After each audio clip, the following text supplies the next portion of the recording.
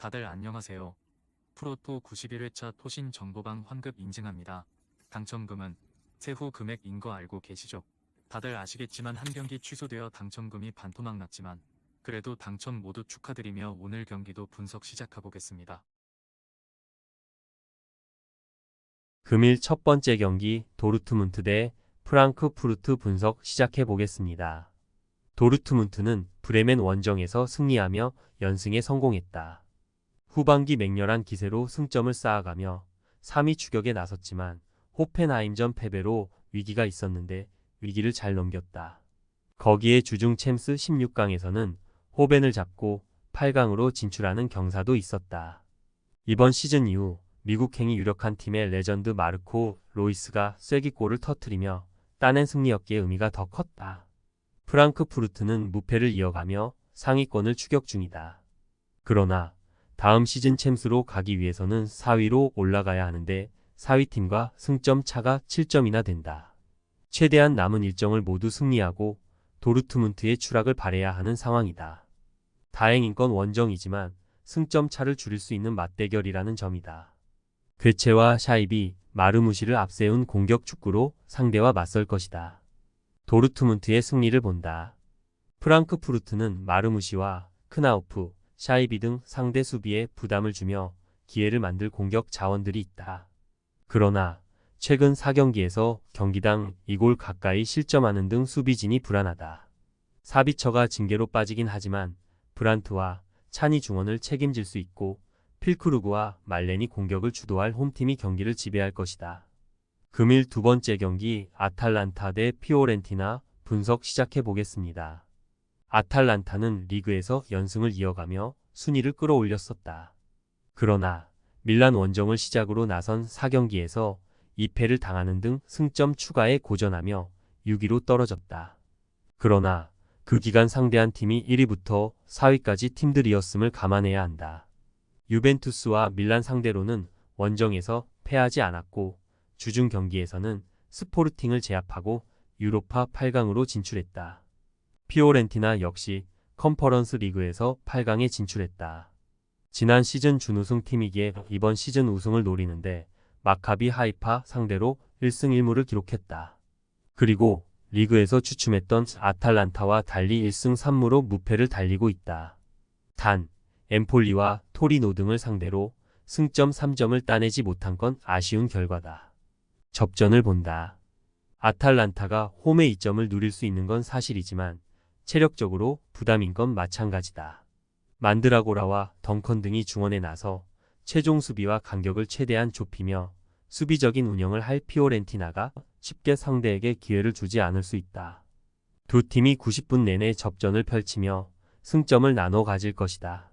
금일 세 번째 경기 AS 로마 대 사수올로 분석 시작해 보겠습니다. 로마는 주중 브라이튼 상대로 나선 원정 경기에서 패했다. 그러나 1차전 대승으로 인해 합계에서 앞서 유로파 8강에 진출했다. 인상적이었던 건 브라이튼 상대로 나선 원정에서 로테이션을 크게 돌렸다는 것인데 아즈문과 발단지를 비롯해 잘레프스키와 보부 등 벤치 자원들이 선발 출전에 길게 뛰며 주축 선수들이 체력을 세이브했다. 루카쿠와 디발라가 좋은 몸 상태로 이번 홈 경기에 나설 것이다. 사수올로는 지난 라운드에서 프로시노네에 승리하고 잔류권 커트라인과 격차를 좁혔다. 베라르디가 돌아온 경기에서 다시 부상을 당해 결장했지만 중앙 미드필더로 나선 토르스트베르츠가 결승골을 터뜨리며 팀에 오랜만에 승리를 안겼다. 이 경기는 강팀을 상대하기에 수비를 두텁게 하고 실점하지 않으려 할 것이다. 로마의 승리를 본다. 주중에 원정을 다녀오긴 했지만 로테이션을 크게 가동했기에 추축 선수들이 정상적으로 나설 수 있다. 펠레그리니와 파레데스가 중원에서 상대의 압박을 이겨내며 공격 전개를 할 것이고 루카쿠와 디발라가 해결할 로마가 승리하고 리그의 상승세를 이어갈 것이다. 금일 네 번째 경기 라요 바에카노 대 베티스 분석 시작해 보겠습니다. 라요는 알라베스 원정에서 패하며 16위까지 추락했다. 지난 시즌 좋은 성적을 냈기에 이번 시즌 내심 6위권 이내 진입을 노렸는데 전혀 힘을 쓰지 못했다. 한때 라리가에서의 활약을 바탕으로 스페인 국대에도 소집됐던 라울 데 토마스는 최전방에서 전혀 위력적인 마무리를 하지 못했고 트레우와 팔카오의 존재감도 추락했다. 그나마 아리당과 르젠이 나서는 수비는 쉽게 무너지지 않았다. 베티스는 비아레알에 패하며 연패를 당했다. 유럽 대항전에서 플레이오프 탈락과 더불어 코파델레이서도 조기 탈락했는데 리그에서도 유럽 무대로 갈 수 있는 순위권을 유지하기 쉽지 않은 모습이다. 그리고 이 경기에는 이선 공격수인 아빌라가 빠지는 악재가 있다.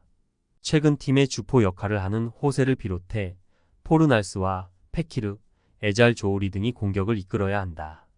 베티스의 승리를 본다. 라요는 파테시스와 포레즈 등이 나서는 중원 경기력이 좀처럼 올라오지 않고 있다. 수비 라인 보호는 되지만 공격 전개에 고전하기에 카르발류와 로드리게스 등 원정팀 중원을 넘기 어렵다. 호세의 안정적인 마무리 외에도 페키르와 에잘 조우리가 뒤를 지원할 베티스가 승리할 것이다. 금일 5번째 경기 PSV 대 트벤테 분석 시작해 보겠습니다. 호벤은 지난 라운드 원정에서 고어헤드 상대로 고전했지만 승리하며 1위를 지켰다. 페에노르트가 승점 10점까지 추격한 상황이었기에 패했다면 위기가 올 뻔했는데 데스트의 골이 나왔다. 그러나 그 경기에서 중앙 수비수인 오비스포가 퇴장을 당하며 이 경기에 결장하는 악재가 있다. 다행인 건 하말류가 돌아오기에 베스트 11을 가동할 수 있다는 점인데 주중에 도르트문트 원정을 다녀온 여파는 있을 수 있다. 트벤테는 스파르타를 잡고 3연승에 성공했다. 위트에 패하며 위기에 처할 상황도 있었는데 고어헤드와 스파르타 등 쉽지 않은 팀들을 연파했다. 스테인과 라츠, 블렙 등 이선의 파괴력이 워낙 빼어난 데다 사들렉은 이번 시즌 최고의 중앙 미드필더다. 호벤 상대로는 라인을 내리고 역습을 노리는 운영이 예상된다. 호벤의 승리를 본다. 도르트문트 원정에서 패하며 챔스 16강에서 짐을 쌌기에 이제 리그에만 집중해야 하는 상황이다. 또 이 경기 후 휴식에 들어가는 리그기에 풀핏으로 경기에 임할 것이다. 룩 대용이 안정적인 마무리를 할 것이고 로자노와 바카요코가 측면에서 지원할 호벤이 승리할 것이다. 금일 6번째 경기 인터밀란 대 나폴리 분석 시작해 보겠습니다. 인테르는 리그에서 엄청난 페이스로 연승을 이어가며 사실상 우승을 확정했다. 밀란과 유벤투스 등 2위권 팀들과 승점 차를 10점 이상 벌려놨고 전혀 역전을 허용할 것 같지 않은 분위기다. 때문에 주중 원정에서 아틀레티코의 승부차기 끝에 패하며 탈락한 것이 뼈아프다. 이제 남은 일정이 리그뿐이기에 완벽한 우승을 위해 선수들이 더 집중할 것이다.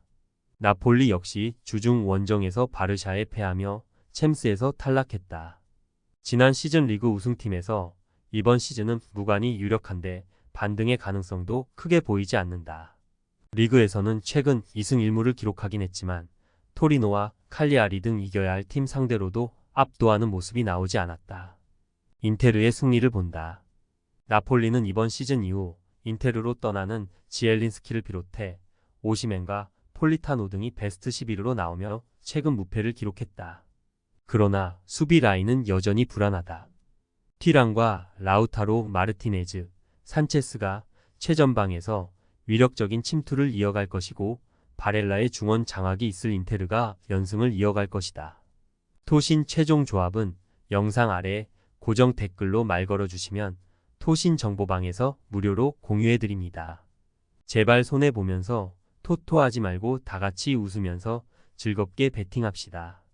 함께 하실 분들은 부담 갖지 마시고 편하게 말 걸어주세요.